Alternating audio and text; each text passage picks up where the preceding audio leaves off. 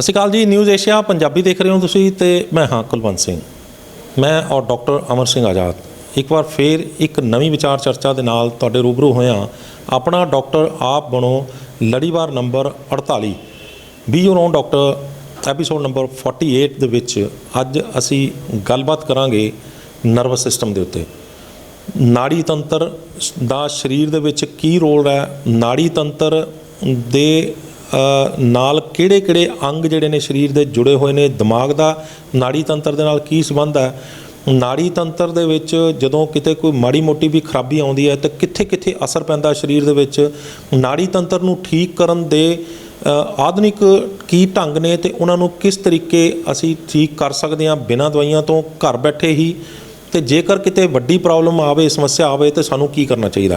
Doctor ਸਾਹਿਬ ਤੁਹਾਡਾ news Asia Punjabi ਦੇ ਬਹੁਤ ਸਵਾਗਤ ਹੈ। ਸਤਿ ਸ਼੍ਰੀ ਅਕਾਲ ਜੀ ਸਾਰੇ ਦੋਸਤਾਂ ਨੂੰ। ਡਾਕਟਰ ਸਾਹਿਬ ਨਾੜੀ ਤੰਤਰ ਯਾਨੀ ਕਿ ਨਰਵਸ ਸਿਸਟਮ ਥੋੜ੍ਹਾ ਜਿਹਾ ਪਹਿਲਾਂ ਸਮਝਾਓਗੇ। ਕੁਲਵੰਤ ਜੀ ਆਪਾਂ ਨਰਵਸ ਸਿਸਟਮ ਦੀ ਗੱਲ ਜਿਹੜੀ ਅੱਜ ਸ਼ੁਰੂ ਕਰਨ ਲੱਗੇ ਹਾਂ, ਮੈਨੂੰ ਲੱਗਦਾ ਕਿ ਸ਼ਾਇਦ 4 ਜਾਂ 5 ਵੀਡੀਓ 'ਚ ਇਹ ਗੱਲ ਆਪਾਂ ਕੰਪਲੀਟ ਸਮਝਾ ਸਕਾਂਗੇ, ਕਿਉਂਕਿ ਸਾਡਾ ਜਿਹੜਾ ਮਕਸਦ ਹੈ ਉਹ ਹੈਗਾ ਆਪਣੇ ਉਹਨਾਂ ਦੋਸਤਾਂ ਨੂੰ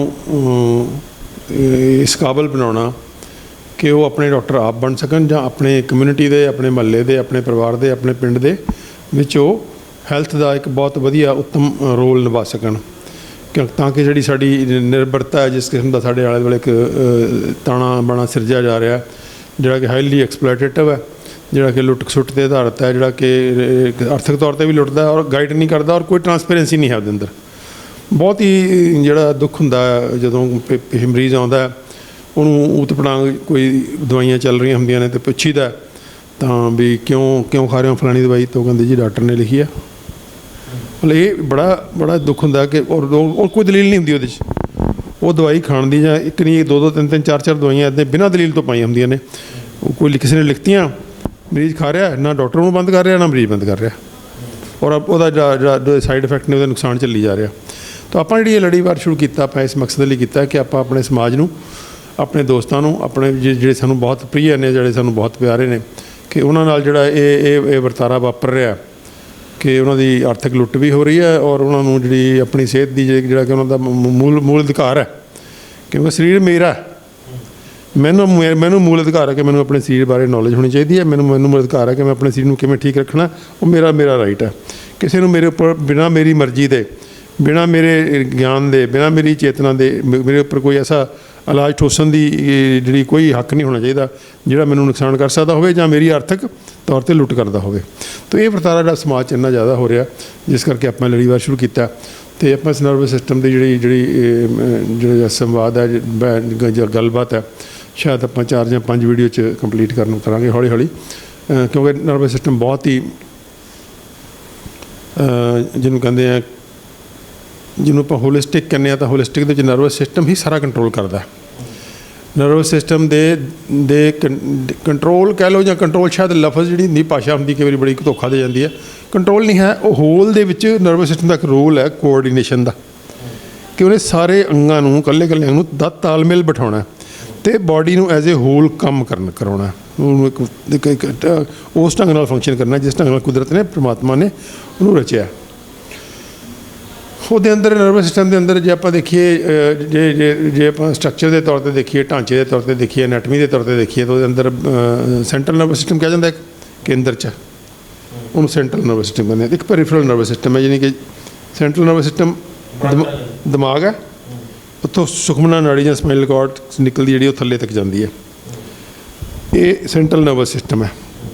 ਬ੍ਰੇਨ ਔਰ ਉਸ ਦੇ ਨਾਲ ਅੱਗੇ ਸਪਾਈਨਲ ਕਾਰਡ ਥੱਲੇ ਤੱਕ, ਕਿਉਂਕਿ ਬ੍ਰੇਨ ਦੂਰ ਰਹਿ ਗਿਆ ਥੱਲੇ ਵਾਲੇ ਪਾਸੇ ਤੋਂ, ਤਾਂ ਕੁਦਰਤ ਨੇ ਇੱਕ ਵੱਡੀ ਸਾਰੀ ਮੋਟੀ ਸਾਰੀ ਨਾੜ ਬਣਾ ਕੇ ਸੈਂਟਰ 'ਚ ਪਾਤੀ, ਉਹਨੂੰ ਸਪਾਈਨਲ ਕਾਰਡ ਕਹਿੰਦੇ ਆਪਾਂ। ਸਪਾਈਨਲ ਕਾਰਡ ਤੋਂ ਜਿਹੜਾ ਫਿਰ ਨਾੜੀ ਤੰਤਰ ਨਿਕਲਦਾ ਅਤੇ ਬ੍ਰੇਨ ਤੋਂ ਜਿਹੜੀਆਂ ਨਰਵਸ ਨੇ ਉਹ ਬ੍ਰੇਨ 'ਚੋਂ ਨਿਕਲਦੀਆਂ ਨੇ, ਅਤੇ ਜੇ ਕੁਛ ਨਰਵਸ ਬ੍ਰੇਨ 'ਚੋਂ ਨਿਕਲਦੀਆਂ ਨੇ, ਕੁਛ ਬਾਕੀ ਜਿਹੜੀਆਂ ਨੇ ਸਪਾਈਨਲ ਕਾਰਡ 'ਚੋਂ ਨਿਕਲਦੀਆਂ ਨੇ, ਔਰ ਪੂਰੇ ਇਕੱਲੇ ਸੈੱਲ ਤੱਕ ਉਹ ਨਰਵਸ ਸਿਸਟਮ ਦਾ ਢਾਂਚਾ। ਸਪਾਈਨਲ ਕਾਰਡ ਤੋਂ ਵੀ ਨਾੜੀਆਂ ਨਿਕਲਦੀਆਂ ਨੇ? ਬਿਲਕੁਲ, ਯਾਨੀ ਬ੍ਰਾਂਚਾਂ ਹੋ ਗਈਆਂ ਉਹਦੀਆਂ? ਹਾਂ, ਇਕੱਲੇ ਸਪਾਈਨਲ ਕਾਰਡ ਤੋਂ ਨਹੀਂ ਨਿਕਲਦੀਆਂ, ਸਪਾਈਨਲ ਕਾਰਡ ਦੇ ਨਾਲ 2 ਛੋਟੀਆਂ ਨਾੜੀਆਂ ਵੀ ਨੇ ਹੋਰ, ਜਿਹਨੂੰ ਸਿੰਪੈਥੈਟਿਕ ਕਾਰਡਸ ਕਹਿੰਦੇ ਆ, ਜਿਹਨੂੰ ਆਪਾਂ ਯੋਗ ਦੀ ਭਾਸ਼ਾ 'ਚ ਕਹੀਏ ਤਾਂ ਜਿਹੜੀ ਸੁਖਮਨਾ ਨਾੜੀ ਹੈ ਉਹਨੂੰ ਸਪਾਈਨਲ ਕਾਰਡ ਕਹਿੰਦੇ ਆ, ਅਤੇ ਇਦਲਾ ਅਤੇ ਪਿੰਗਲਾ ਇਹ ਹਾਂ, ਉਹ ਜਿਹੜੇ ਨਾਲ 2 ਉਹ ਹੋਰ ਜੁੜੇ ਹੋਏ ਆ। ਐਕਚੁਅਲੀ ਤਚਲ 'ਚ 3 ਨੇ ਉਹ, ਲੇਕਿਨ ਮੇਨ ਇੱਕ ਹੈ, ਉਹਦੇ ਨਾਲ ਉਹਦੀ ਹੈਲਪ ਲਈ ਉਹਦਾ ਆਪਾਂ ਅੱਗੇ ਜਾ ਕੇ ਦੇਖਾਂਗੇ ਉਹਨਾਂ ਦਾ ਕੀ ਰੋਲ ਹੈ, ਦੋਨਾਂ ਦਾ ਆਪਸ 'ਚ ਤਾਲਮੇਲ ਕਿੱਥੇ ਹੈ।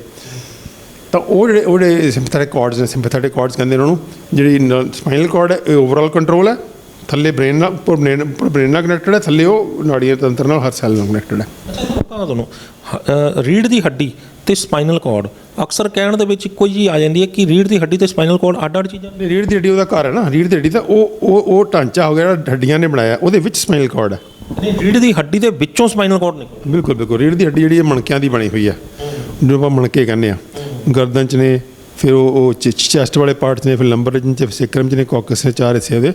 ਤੋਂ ਥੱਲੇ ਪੂਛਲ ਦੀ ਹੱਡੀ ਤੋਂ ਲੈ ਕੇ ਬ੍ਰੇਨ ਤੱਕ ਇੱਕ ਪੂਰਾ, ਬ੍ਰੇਨ ਦੇ ਬੇਸ ਤੱਕ ਇੱਕ ਪੂਰਾ ਰਸਤਾ ਬਣਿਆ, ਜਿੱਦਾਂ ਨਹਿਰ ਹੋਵੇ, ਬੜੀ ਸਾਰੀ ਨਹਿਰ ਹੋਵੇ ਅਤੇ ਉਹਦੇ ਅੰਦਰ ਪਾਣੀ ਵਗਦਾ ਹੋਵੇ। ਤਾਂ ਉਹਦਾ ਜਿਹੜਾ ਸਪਾਈਨਲ ਕਾਰਡ ਹੈ ਉਹਦੇ ਅੰਦਰ ਢਾਂਚਾ ਹੈ, ਜਿਹੜਾ ਨਰਵਸ ਸਿਸਟਮ ਦਾ ਪਾਰਟ ਹੈ। ਜਿਵੇਂ ਤੁਸੀਂ ਕਹਿ ਰਹੇ ਸੀਗੇ, ਜਿਹੜੀ ਰੀੜ੍ਹ ਦੀ ਹੱਡੀ ਜਿਹੜੀ ਉਹ ਮਣਕਿਆਂ ਦੀ ਬਣੀ ਹੋਈ ਇੱਕ ਚੈਨਲ ਹੈ, ਟਨਲ ਹੈ ਜਿਹਦੇ ਵਿੱਚੋਂ ਨਿਕਲਦੀ ਹੈ। ਉਹ ਟਨਲ ਦਾ ਢਾਂਚਾ ਅਲੱਗ-ਅਲੱਗ ਹੁੰਦਾ ਅੱਡ-ਅੱਡ ਲੈਵਲ 'ਤੇ, ਜਿਵੇਂ ਕੁਦਰਤ ਨੇ ਉਹਨੂੰ ਸਰੀਰ ਨੂੰ ਰਚਿਆ, ਜਿਵੇਂ ਕੁਦਰਤ ਸਰੀਰ ਦੀ ਲੋੜ ਹੈ। ਤਾਂ ਆਪਾਂ ਉਹਦੇ 'ਤੇ ਵਿਸਥਾਰ 'ਚ ਹੌਲੀ ਜਦੋਂ ਉੱਥੇ ਜਾਵਾਂਗੇ, ਇਕੱਲੇ ਪਾਰਟ ਦੇ ਆਪਣੇ ਫੰਕਸ਼ਨ ਵੀ ਨੇ ਅਤੇ ਆਪਣੀਆਂ ਬਿਮਾਰੀਆਂ ਵੀ ਨੇ। ਆਪਾਂ ਇਕੱਲੇ ਗੱਲ ਹੀ ਕਰਾਂਗੇ, ਸਰਵਾਈਕਲ ਵਾਲੇ ਦੀ ਗੱਲ ਅਲੱਗ ਕਰਾਂਗੇ, ਬ੍ਰੇਨ ਦੀ ਗੱਲ ਅਲੱਗ ਕਰਾਂਗੇ, ਚੈਸਟ ਵਾਲੇ ਪਾਰਟ ਦੀ ਅਲੱਗ ਕਰਾਂਗੇ, ਲੰਬਰ ਵਾਲੇ ਪਾਰਟ ਦੀ ਅਲੱਗ ਕਰਾਂਗੇ, ਸੇਕਰਮ ਵਾਲੇ, ਇਹਨਾਂ ਦੀ ਬਿਮਾਰੀਆਂ ਵੀ ਅਲੱਗ-ਅਲੱਗ ਨੇ। ਤਾਂ ਇਸ ਕਰਕੇ ਕਾਫੀ ਲੰਬਾ ਚੌੜਾ ਤੰਤਰ ਹੈ, ਜਿਹਨੂੰ ਸਮਝਣਾ ਬਹੁਤ ਜ਼ਰੂਰੀ। ਇਹਨੂੰ ਸਮਝਣਾ ਬੇਹੱਦ ਜ਼ਰੂਰੀ, ਕਿਉਂਕਿ ਇਹਨਾਂ ਦੀ ਬਿਮਾਰੀਆਂ ਬਹੁਤ ਵੱਧ ਗਈਆਂ ਨੇ, ਔਰ ਬਿਮਾਰੀ ਸਾਨੂੰ ਉਲਝਾਇਆ ਬਹੁਤ ਜਾ ਰਿਹਾ। ਮਤਲਬ ਬਿਮਾਰੀ ਬੜੀ ਮਾਮੂਲੀ ਜਿਹੀ ਹੁੰਦੀ ਹੈ, ਵੱਡੇ ਨਾਂ ਰੱਖਤੇ ਗਏ ਉਹਦੇ, ਤਾਂ ਵੱਡੇ ਨਾਂ ਰੱਖ ਕੇ ਸਾਨੂੰ ਡਰਾਇਆ ਜਾਂਦਾ ਹੈ, ਅਤੇ ਫਿਰ ਭਿਅੰਕਰ ਦਵਾਈਆਂ ਪਾਈਆਂ ਜਾਂਦੀਆਂ, ਅਤੇ ਭਿਅੰਕਰ ਸਰਜਰੀਆਂ ਕੀਤੀਆਂ ਜਾਂਦੀਆਂ, ਅਤੇ ਸਾਨੂੰ ਖਾਸ ਕਿਸਮ ਦੇ ਖਲਜਗਣ 'ਚ ਉਲਝਾ ਲਿਆ ਜਾਂਦਾ। ਹਾਲਾਂਕਿ ਗੱਲ ਬੜੀ ਸਿੰਪਲ ਹੈ। ਕੁਦਰਤ ਨੇ ਜਿਹੜੀ ਸਾਰਾ ਢਾਂਚਾ ਖੜਾ ਕੀਤਾ, ਉਹ ਵੱਡਾ ਕੰਪਲੀਕੇਟਡ ਨਹੀਂ ਹੈ। ਕੁਦਰਤ ਦੇ ਵਿੱਚ ਆਪਣੀ ਇੱਕ ਸਿੰਪਲੀਸਿਟੀ ਔਰ ਬਹੁਤ ਆਪਣੀ ਬਿਊਟੀ ਹੈ। ਤਾਂ ਉਹ ਜਿਹੜੀ ਬਿਊਟੀ ਹੈ, ਉਹਨੂੰ ਬਿਨਾਂ ਮਤਲਬ ਦੇ ਨੋਮੀਨਕਲੇਚਰ ਵੱਡੇ ਨਾਂ ਰੱਖ ਕੇ, ਉਹ ਨਾਂ ਅਸੀਂ ਬਾਰੋ ਕਰ ਲਏ ਹੋਏ ਹਾਂ। ਅਸੀਂ ਉਹਨੂੰ ਨਾਂ ਲੈ ਕੇ ਬੜੇ ਖੁਸ਼ ਹੁੰਦੇ ਹਾਂ ਕਿ ਮੈਨੂੰ ਨਾਂ ਲੈਣਾ ਆਉਂਦਾ ਜੀ, ਮੈਨੂੰ ਸਰਵਾਈਕਲ ਹੋ ਗਈ, ਮੈਨੂੰ L4 L5 ਹੋ ਗਈ। ਇਹੋ ਜਿਹੇ ਨਾਂ ਅਸੀਂ ਜਿਹੜੇ ਰੱਖੇ ਹੋਏ ਆ ਕਿਤੇ ਨਾ ਕਿਤੇ, ਤਾਂ ਉਹ ਕਿਤੇ ਨਾ ਕਿਤੇ ਫਿਰ ਸਾਨੂੰ ਉਲਝਾਉਂਦੇ ਵੀ ਹੈ, ਅਤੇ ਉਹ ਇੱਕ ਗਲਤ ਥਾਂ 'ਤੇ, ਗਲਤ ਦਿਸ਼ਾ 'ਤੇ ਸਾਨੂੰ ਮੋੜਾ ਦਿੰਦੇ ਆ, ਜਿੱਥੇ ਅਸੀਂ ਬਿਨਾਂ ਵਜ੍ਹਾ ਖਤਰਨਾਕ ਦਵਾਈਆਂ ਖਾਂਦੇ ਹਾਂ ਔਰ ਬਿਨਾਂ ਵਜ੍ਹਾ ਸਰਜਰੀਆਂ ਕਰਵਾਈ ਜਾਂਦੇ ਹਾਂ। ਬਹੁਤ ਸਾਰੇ ਜਿਹੜੇ ਮਰੀਜ਼ ਨੇ ਉਹਨਾਂ ਨੂੰ ਨਾ ਤਾਂ ਖਤਰਨਾਕ ਦਵਾਈਆਂ ਖਾਣ ਦੀ ਲੋੜ ਹੈ, ਨਾ ਉਹਨਾਂ ਨੂੰ ਸਰਜਰੀਆਂ ਕਰਵਾਉਣ ਦੀ ਲੋੜ ਹੈ। ਬੜੇ ਰੇਅਰਲੀ ਲੋੜ ਪੈਂਦੀ ਹੈ ਖਤਰਨਾਕ ਦਵਾਈਆਂ ਦੀ, ਅਤੇ ਉਸ ਤੋਂ ਵੀ ਰੇਅਰਲੀ ਲੋੜ ਪੈਂਦੀ ਹੈ ਸਰਜਰੀ ਦੀ। ਤਾਂ ਉੱਪਰ ਹੋ ਗਿਆ ਬ੍ਰੇਨ, ਉਹਦੇ ਉੱਥੋਂ ਬ੍ਰੇਨ ਤੋਂ ਅੱਗੇ ਜਿਹੜੀ ਮੋਟੀ ਨਾਲ ਅੱਗੇ ਬ੍ਰੇਨ ਦੀ ਕੰਟੀਨਿਊਟੀ ਹੈ, ਬ੍ਰੇਨ ਦੀ ਕੰਟੀਨਿਊਟੀ 'ਚ ਅੱਗੇ ਉਹ ਥੱਲੇ ਤੱਕ ਜਾਂਦੀ ਹੈ ਸਪਾਈਨਲ ਕਾਰਡ। ਯਾਨੀ ਆਪਾਂ ਇਹ ਕਹਿ ਸਕਦੇ ਹਾਂ ਬ੍ਰੇਨ ਦਾ ਹਿੱਸਾ ਹੀ ਆ, ਉਹ ਬ੍ਰੇਨ ਦੇ ਨਾਲ ਜੁੜੇ ਹੋਈ ਆ ਸਾਰੀ। ਮੈਨੂੰ ਲੱਗਦਾ ਆਪਾਂ ਅਗਲੀ ਵਾਰੀ ਇੱਕ ਦੋ ਤਿੰਨ ਚਾਰਟ ਰੱਖਾਂਗੇ ਕੋਲੇ, ਬਹੁਤ ਸੌਖਾ ਹੋ ਜਾਏਗਾ। 2-3 ਨਰਵਸ ਸਿਸਟਮ ਦੇ ਚਾਰਟ ਲਿਆਉਂਗਾ ਅਗਲੀ ਵਾਰੀ ਮੈਂ, ਉਹ ਚਾਰਟ ਨਾਲ ਫਿਰ ਦਿਖਾ ਕੇ, ਅਗਰ ਉਹ ਬੜੀ ਸਪਸ਼ਟ ਹੋ ਜੂਗੀ ਗੱਲ। ਉਹ ਅੱਜ ਗਲਤੀ ਹੋ ਗਈ ਆਪਣੇ ਤੋਂ, ਚਾਰਟ ਨਹੀਂ ਲਿਆ। ਤਾਂ ਚਾਰਟ ਜਦੋਂ ਆਪਾਂ ਸੋ ਬ੍ਰੇਨ ਅਤੇ ਨਰਵਸ ਸਿਸਟਮ, ਸੋ ਇਹ ਹੈ ਜਿਹਨੂੰ ਕਹਿੰਦੇ ਸਾਡਾ ਨਰਵਸ ਸਿਸਟਮ ਦਾ ਹਾਰਡਵੇਅਰ। ਅੱਛਾ, ਉਹਦੀ ਹਾਰਡਵੇਅਰ ਦੀ ਅੱਗੇ ਗੱਲ ਜਿਹੜੀ ਆਪਾਂ ਕਰ ਰਹੇ ਸੀਗੇ, ਬ੍ਰੇਨ ਸਕਲ 'ਚ ਹੈ, ਸਾਡੀ ਖੋਪੜੀ 'ਚ ਹੈ। ਜਿਵੇਂ ਖੋਪੜੀ ਸਾਡੀ ਹੱਡੀਆਂ ਦੀ ਬਣੀ ਹੋਈ ਹੈ, ਬ੍ਰੇਨ ਉਹਦੇ ਵਿੱਚ ਹੈ। ਇੱਦਾਂ ਹੀ ਜਿਹੜੀ ਸਪਾਈਨਲ ਕਾਰਡ ਹੈ ਵਿੱਚ ਹੈ ਉਹਦੇ, ਅਤੇ ਜਿਹੜੀ ਰੀੜ੍ਹ ਦੀ ਹੱਡੀ ਹੈ, ਜਿਹੜੀ ਉਹਦੇ ਬਾਹਰਲਾ ਖੋਲ ਹੈ ਜਿਹੜਾ ਹੱਡੀਆਂ ਦਾ ਬਣਿਆ ਹੋਇਆ, ਉਹਨੂੰ ਪ੍ਰੋਟੈਕਟ ਕਰਨ ਵਾਸਤੇ, ਉਹਦੀ ਸੇਫਟੀ ਲਈ। ਤਾਂ ਜਿਹੜਾ nervous system, central nervous system ਹੈ, ਜਿਹਦੇ ਬ੍ਰੇਨ ਹੈ ਅਤੇ ਸਪਾਈਨਲ ਕਾਰਡ ਹੈ, ਉੱਥੋਂ ਫਿਰ ਨਾੜੀ ਤੰਤਰ ਨਿਕਲਦਾ। ਜਿਸ ਤਰ੍ਹਾਂ ਆਪਾਂ ਉਹਨੂੰ ਜੇ ਪੈਰਲਲ ਰੱਖਣਾ ਹੋਵੇ, ਤਾਂ ਜਿਵੇਂ ਭਾਖੜਾ ਡੈਮ ਤੋਂ ਤਾਰਾਂ ਚੱਲਦੀਆਂ ਬੜੀਆਂ, ਉੱਥੇ ਬਿਜਲੀ ਪੈਦਾ ਹੋ ਰਹੀ ਹੈ, ਬੜੀਆਂ ਮੋਟੀਆਂ ਤਾਰਾਂ ਆਉਂਦੀਆਂ ਨੇ, ਫਿਰ ਅੱਗੇ ਉਹ ਤਾਰਾਂ ਬਰੀਕ ਹੋ ਜਾਂਦੀਆਂ, ਹੋਰ ਬਰੀਕ ਆਉਂਦੇ, ਸਾਡੇ ਘਰ ਤੱਕ ਆ ਜਾਂਦੀਆਂ ਨੇ, ਅਤੇ ਹਰ ਘਰ 'ਚ ਬਿਜਲੀ ਪਹੁੰਚ ਜਾਂਦੀ ਹੈ। ਹਰ ਘਰ ਜਿਹੜੀ ਬਿਜਲੀ ਆ ਰਹੀ ਕਿੱਥੋਂ ਚੱਲ ਰਹੀ ਹੈ? ਭਾਖੜਾ ਡੈਮ ਤੋਂ ਚੱਲ ਰਹੀ ਹੈ, ਪੈਦਾ ਉੱਥੇ ਹੋ ਰਹੀ ਹੈ, ਪਹੁੰਚ ਰਹੀ ਘਰ। ਇਸੇ ਤਰ੍ਹਾਂ ਹੀ ਸਾਡਾ ਨਾੜੀ ਤੰਤਰ ਹੈ ਕਿ ਸਾਡੇ ਬ੍ਰੇਨ ਨੇ ਕੰਮ ਕਰਨਾ, ਬ੍ਰੇਨ ਨੇ ਪ੍ਰੋਸੈਸਿੰਗ ਕਰਨੀ ਹੈ। ਉਹਦਾ ਬ੍ਰੇਨ ਕਿੱਦਾਂ ਪ੍ਰੋਸੈਸਿੰਗ ਕਰਦਾ? ਬ੍ਰੇਨ 'ਚ ਦੇ 2 ਪਾਰਟ ਹੁੰਦੇ ਆ, ਇੱਕ ਨੂੰ ਕਹਿੰਦੇ ਅਸੀਂ ਗਿਆਨ ਇੰਦਰੀਆਂ, ਇੱਕ ਨੂੰ ਕਹਿੰਦੇ ਆ ਕਰਮ ਇੰਦਰੀਆਂ। ਇੱਕ ਰਾਹੀਂ ਸਾਨੂੰ ਪਤਾ ਲੱਗਦਾ, ਇੱਕ ਰਾਹੀਂ ਅਸੀਂ ਉਹਦਾ ਕੰਮ ਕਰਦੇ ਹਾਂ।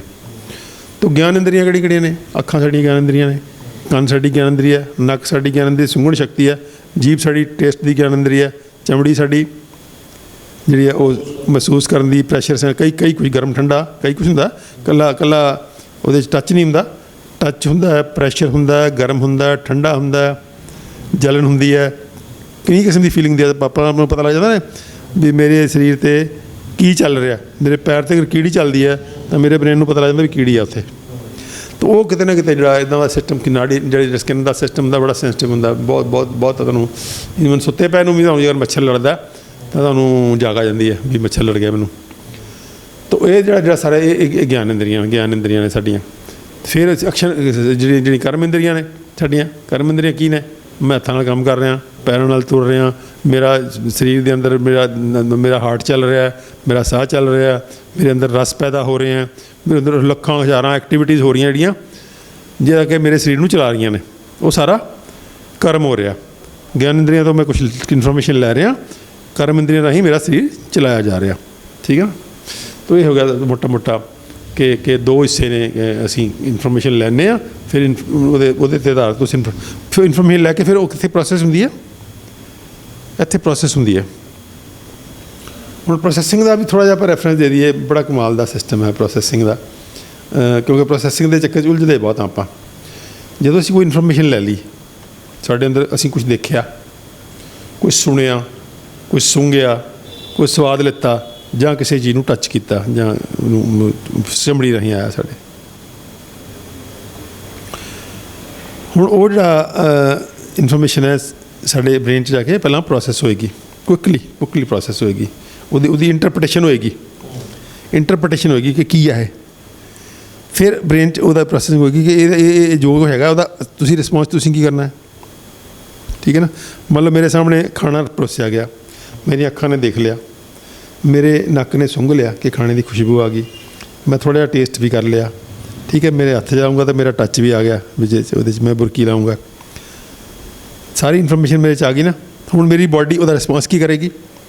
ਕੁਛ ਰਿਸਪੌਂਸ ਚੇਤਨ ਹੋਏਗਾ ਕਿ ਮੈਂ ਬੁਰਕੀ ਤੋੜੂੰਗਾ, ਸੋਚ ਕੇ ਤੋੜੂੰਗਾ ਨਾ। ਪਹਿਲਾਂ ਮੇਰੇ ਬ੍ਰੇਨ 'ਚ ਆਰਡਰ ਆਏਗਾ ਹੱਥ ਨੂੰ ਕਿ ਤੂੰ ਬੁਰਕੀ ਤੋੜ, ਰੋਟੀ ਦੀ ਤੋੜ, ਫਿਰ ਸਬਜ਼ੀ ਲਾ, ਫਿਰ ਮੂੰਹ ਤੱਕ ਲੈ ਕੇ ਜਾ, ਪਾਣੀ ਪੀਣ ਦੀ ਲੋੜ ਤਾਂ ਪਾਣੀ ਪੀ, ਚਮਚਾ ਵਰਤ। ਇਹ ਹੋ ਗਿਆ ਚੇਤਨ। ਕੁਛ ਚੀਜ਼ਾਂ ਜਿਹੜੀਆਂ ਮੇਰੀ ਨੌਲੇਜ ਤੋਂ ਬਿਨਾਂ ਹੋ ਰਹੀਆਂ ਨੇ, ਮੇਰੀ ਨੌਲੇਜ 'ਚ ਨਹੀਂ ਹੈ। ਉਹ ਕੀ ਕਰ ਰਿਹਾ? ਬਾਡੀ ਅੰਦਰ ਕੀ ਕਰ ਰਹੀ ਹੈ? ਉਹਦੇ ਰਸ ਪੈਦਾ ਕਰ ਰਹੀ ਹੈ ਉਹਨੂੰ ਹਜਮ ਕਰਨ ਵਾਸਤੇ। ਅੰਤਰੀਆਂ ਨੂੰ ਕਹਿ ਰਹੀ ਹੈ ਕਿ ਤੁਸੀਂ ਮੂਵ ਕਰੋ। ਅੰਤਰੀਆਂ ਵੀ ਗੁੜ ਹੋਣਾ। ਮੇਰੇ ਕਹਿੰਦੇ ਆਪਾਂ ਪੇਟ ਚੂਹੇ ਦੌੜ ਰਹੇ ਹਾਂ। ਐਕਚੁਅਲੀ ਉਹ ਚੂਹੇ ਦੌੜਨ ਵਰਗੀ ਫੀਲਿੰਗ ਹੁੰਦੀ ਹੈ। ਆਪਾਂ ਮੈਂ ਭੁੱਖ ਲੱਗੀ ਹੋਈ ਕੀ ਮੇਰੇ ਪੇਟ ਚੂਹੇ ਦੌੜ ਰਹੇ ਆ, ਕਿਉਂਕਿ ਉਹ ਅੰਤੜੀਆਂ ਮੂਵ ਕਰਨਾ ਸ਼ੁਰੂ ਕਰ ਦਿੰਦੀਆਂ ਨੇ। ਅੰਤੜੀਆਂ ਨੂੰ ਭੁੱਖ ਲੱਗੀ ਅੰਤੜੀਆਂ ਨੂੰ ਮੈਸੇਜ ਚਲਾ ਗਿਆ ਵੀ ਹੁਣ ਤੁਸੀਂ ਨਾ ਮੂਵ ਕਰਨਾ ਹੈ, ਕਿਉਂਕਿ ਖਾਣਾ ਆਏਗਾ, ਤੁਸੀਂ ਅੱਗੇ ਲੈ ਕੇ ਜਾਣਾ। ਤਾਂ ਅੰਤੜੀਆਂ ਪਹਿਲਾਂ ਹੀ ਮੂਵ ਕਰਨਾ ਸ਼ੁਰੂ ਕਰ ਦਿੰਦੀਆਂ ਨੇ। ਤਾਂ ਉਹ ਉਹਨੂੰ ਕਹਿੰਦੇ ਆਪਾਂ ਪੇਟ ਚੂਹੇ ਦੌੜ ਰਹੇ। ਤਾਂ ਇਹ ਸਾਰੇ ਮੈਨੂੰ ਪੁੱਛ ਕੇ ਨਹੀਂ ਹੋ ਰਿਹਾ। ਮੈਂ ਚੇਤਨ ਤੌਰ 'ਤੇ ਇਹਨੂੰ ਆਰਡਰ ਨਹੀਂ ਕਰ ਰਿਹਾ, ਪਰ ਸਬ ਕੌਂਸ਼ੀਅਸ ਮਾਈਂਡ ਮੇਰਾ ਜਿਹੜਾ ਉਹਨੂੰ ਆਰਡਰ ਕਰ ਰਿਹਾ। ਬਹੁਤ ਸਾਰੇ ਕੰਮ ਜਿਹੜੇ ਸਬ ਕੌਂਸ਼ੀਅਸ ਮਾਈਂਡ 'ਚ ਹੁੰਦੇ ਆ। ਉਹ ਕੀ ਹੁੰਦੇ ਆ?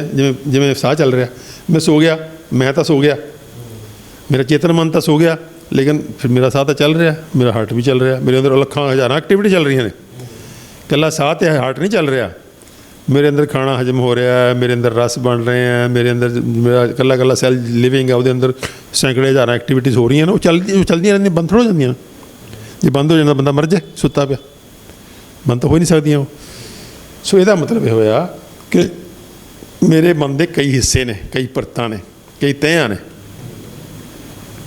ਇੱਕ ਤੈਅ ਹੋ ਗਈ ਕਿ ਉਹਨੇ ਇਨਫੋਰਮੇਸ਼ਨ ਰਿਸੀਵ ਕੀਤੀ, ਦੂਜੀ ਤੈਅ ਹੋ ਗਈ ਕਿ ਉਹਨੇ ਪ੍ਰੋਸੈਸ ਕੀਤੀ, ਤੀਜੀ ਤੈਅ ਹੋ ਗਈ ਕਿ ਉਹਨੇ ਆਪਣੀ ਮਰਜ਼ੀ ਨਾਲ ਕੁਛ ਐਕਸ਼ਨ ਕੀਤੇ, ਕੁਛ ਉਹਦੀ ਜਿਹੜਾ ਇੱਕ ਹੋਰ ਮਨ ਹੈ ਜਿਹਨੂੰ ਅਸੀਂ ਸਬ ਕੌਂਸ਼ੀਅਸ ਮਾਈਂਡ ਕਹਿੰਦੇ ਹਾਂ, ਉਹਦੇ ਅੰਦਰ ਇਨਫੋਰਮੇਸ਼ਨ ਚਲੇਗੀ। ਉਹ ਸਬ ਕੌਂਸ਼ੀਅਸ ਮਾਈਂਡ ਕਰ ਰਿਹਾ, ਮੈਨੂੰ ਨਹੀਂ ਪਤਾ। ਤਾਂ ਹੁਣ ਇਹ ਜਿਹੜਾ ਸਾਰੇ ਦਾ ਸਾਰਾ ਪ੍ਰੋਸੈਸ, ਇਹਨੂੰ ਸਿੰਪਲ ਭਾਸ਼ਾ 'ਚ ਆਪਾਂ ਸਮਝੀਏ ਤਾਂ ਮਾਈਂਡ ਦਾ ਜਿਹੜਾ ਹੁਣ ਇਹ ਜੋ ਕੁਝ ਮਾਈਂਡ, ਆਪਾਂ ਮਾਈਂਡ ਬਾਰੇ ਬੋਲ ਰਹੇ ਹਾਂ। ਮਾਈਂਡ ਕੀ ਹੈ? ਮਾਈਂਡ ਸੌਫਟਵੇਅਰ ਹੈ। ਬ੍ਰੇਨ, ਸਪਾਈਨਲ ਕਾਰਡ, ਨਰਵਸ ਇਹ ਹਾਰਡਵੇਅਰ ਹੈ, ਢਾਂਚਾ ਹੈ, ਪਦਾਰਥ ਨੇ। ਲੇਕਿਨ ਜੋ ਕੁਝ ਬਾਕੀ ਹੋ ਰਿਹਾ ਹੈ, ਮੈਂ ਇਨਫੋਰਮੇਸ਼ਨ ਰਿਸੀਵ ਕੀਤੀ ਜਾ ਰਹੀ ਹੈ, ਇਨਫੋਰਮੇਸ਼ਨ ਪ੍ਰੋਸੈਸ ਕੀਤੀ ਜਾ ਰਹੀ ਹੈ, ਉਹ ਕੁਝ ਦੇਖ ਥੋੜ੍ਹਾ ਸਕਦਾ ਕੋਈ। ਉਹ ਕੀ ਹੈ? ਉਹ ਊਰਜਾ, ਉਹ ਊਰਜਾ ਦਾ ਚੱਲਣ ਹੈ। ਉਹ ਬਿਜਲੀ ਦੀ ਸ਼ਕਲ 'ਚ ਵੀ ਹੋ ਸਕਦਾ, ਲੋ ਵੋਲਟੇਜ ਇਲੈਕਟ੍ਰਿਸਿਟੀ ਹੁੰਦੀ ਹੈ, ਜਾਂ ਕੁਛ ਕੈਮੀਕਲਸ ਨੇ। ਕੈਮੀਕਲਸ ਵੀ ਟਰਾਂਸਮਿਸ਼ਨ ਦਾ ਕੰਮ ਕਰਦੇ ਆ, ਕੈਮੀਕਲ ਟਰਾਂਸਮਿਟਰਸ ਹੁੰਦੇ ਆ। ਤਾਂ ਦੋ ਚੀਜ਼ਾਂ ਹੁੰਦੀਆਂ ਨੇ ਬਾਡੀ 'ਚ, ਇਲੈਕਟ੍ਰੀਕਲ ਇੰਪਲਸਸ ਐਂਡ ਕੈਮੀਕਲ ਇੰਪਲਸਸ। ਕੈਮਿਸਟਰੀ ਵੀ ਜਿਹੜੀ ਹੈ ਉਹ ਵੈਸੇ ਤਾਂ ਉਹ ਵੀ ਇੰਡਾਇਰੈਕਟਲੀ ਇਲੈਕਟ੍ਰੀਕਲ ਹੁੰਦੀ ਹੈ। ਬਹੁਤ ਗਹਿਰਾ ਆਪਾਂ ਐਟਮ ਦਾ ਸਟਰਕਚਰ ਸਮਝਾਂਗੇ ਤਾਂ ਬਹੁਤ ਜਿਹੜੇ ਕੈਮਿਸਟਰੀ ਦੇ ਸਟੂਡੈਂਟ ਨੇ ਜਾਂ ਸਾਇੰਸ ਦੇ ਸਟੂਡੈਂਟ ਨੂੰ ਪਤਾ ਕਿ ਕੈਮਿਸਟਰੀ ਵੀ ਅਲਟੀਮੇਟਲੀ ਉਹ ਚਾਰਜਸ ਦੇ ਬੇਸ 'ਤੇ ਲੈਣ ਦੇਣ ਕਰਦੀ ਹੈ ਸਾਰੀ। ਤਾਂ ਅੰਦਰ ਜਾ ਕੇ ਉਹ ਲਗਭਗ ਸਾਰੀ ਸਿਸਟਮ ਜਿਹੜਾ ਉਹ ਇੱਕ ਹੋ ਜਾਂਦਾ। ਤਾਂ ਫਿਰ ਹੈ ਮੇਰਾ ਸਬਕੌਂਸ਼ੀਅਸ ਮਾਈਂਡ। ਉਹ ਸਬਕੌਂਸ਼ੀਅਸ ਮਾਈਂਡ ਅਤੇ ਕੌਂਸ਼ੀਅਸ ਮਾਈਂਡ ਦਾ ਰਿਲੇਸ਼ਨਸ਼ਿਪ ਆਪਸ 'ਚ। ਫਿਰ ਸਬਕੌਂਸ਼ੀਅਸ ਮਾਈਂਡ ਦਾ ਇੱਕ ਹੋਰ ਥਾਂ 'ਤੇ ਰਿਲੇਸ਼ਨਸ਼ਿਪ ਹੈ ਜਿਹਨੂੰ ਅਸੀਂ ਕਦੇ ਵੀ ਨਹੀਂ ਸੋਚਦੇ। ਉਹ ਹੈ ਕਿ ਉਹ ਸਬਕੌਂਸ਼ੀਅਸ ਮਾਈਂਡ, ਮੇਰਾ ਸਬਕੌਂਸ਼ੀਅਸ ਮਾਈਂਡ, ਮੇਰੇ ਆਲੇ ਦੁਆਲੇ ਜੋ ਕੁਝ ਵਿਚਰ ਰਿਹਾ ਉਹ ਇੱਥੇ ਤਾਂ ਮਾਈਂਡ ਹੈਗਾ ਇੱਕ। ਆਲੇ ਦੁਆਲੇ ਕੀ ਆ? ਕਾਸਮਿਕ ਮਾਈਂਡ ਹੈ ਪਹਿਲਾਂ ਤਾਂ, ਯੂਨੀਵਰਸਲ ਮਾਈਂਡ ਕਹਿ ਸਕਦੇ ਉਹਨੂੰ। ਕੋਈ ਯੂਨੀਵਰਸ ਵੀ ਤਾਂ ਇੱਕ ਜਿਉਂਦੀ ਜਾਗਦੀ ਚੀਜ਼ ਹੈ, ਸਾਇੰਸ ਨੇ ਆਇਡੈਂਟੀਫਾਈ ਕਰ ਲਈ। ਸਾਡੇ ਪੁਰਖੇ, ਸਾਡੇ ਰਿਸ਼ੀ ਮੁਨੀ ਤਾਂ ਪਹਿਲਾਂ ਹੀ ਕਹਿੰਦੇ ਸੀਗੇ ਵੀ ਅਸੀਂ ਬ੍ਰਹਿਮੰਡ ਦਾ ਇੱਕ ਕਣ, ਜੋ ਬ੍ਰਹਿਮੰਡ 'ਚ ਹੋ ਰਿਹਾ ਸੋ ਸਾਡੇ ਅੰਦਰ ਹੋ ਰਿਹਾ, ਠੀਕ ਹੈ ਨਾ। ਸੋ ਬ੍ਰਹਿਮੰਡ 'ਤੇ ਅਸੀਂ ਇੱਕੋ ਕੁਛ ਹਾਂ, ਬਿਲਕੁਲ ਇੱਦਾਂ ਹੀ ਹੈ।